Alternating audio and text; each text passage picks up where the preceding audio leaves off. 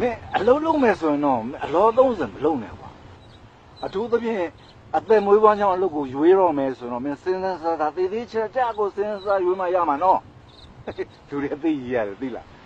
မင်း6လတစ်နှစ်ဝင်းမဲ့လုံကြီးလေးကိုခါလေးရွေးဝယ်ပြီးဆိုတော့တခါလေးရွေးတော့တာပဲအစင်လေးကကောင်းရင်လားအသွေးလေးကကောင်းရင်လားအသားလေးကကောင်းရင်လားဘာလဲညာလားပေါ့တည်သေးချာချာရွေးတာနော်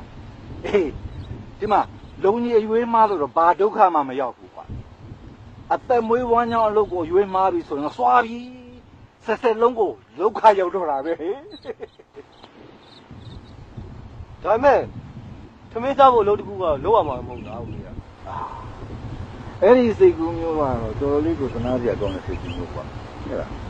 မင်းလူတယောက်ဟာသမင်းစားယုံလောက်ပဲရည်ရွယ်ပြီးတော့လှုပ်တယ်ဆိုရင်တော့ဘယ်လိုလှုပ်ပြီးတော့မင်းတိုးတက်နိုင်မလဲဘယ်လိုလှုပ်ပြီးတော့ထူးချွန်နိုင်မလဲဘယ်လိုလှုပ်ပြီးတော့အများဆုံးထွက်နိုင်မလဲကွာ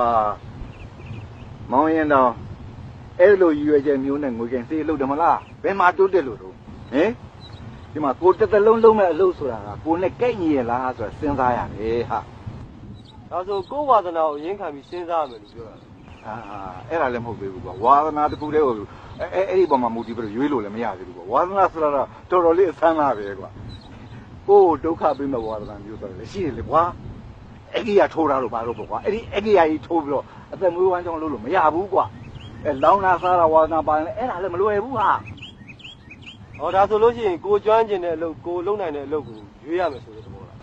ဟုတ်သေးဘူးကွာမဟုတ်သေးဘူးမဟုတ်ကျွမ်းကျင်နိုင်တဲ့အောင်မြင်တာမဟုတ်ဘူးကွာ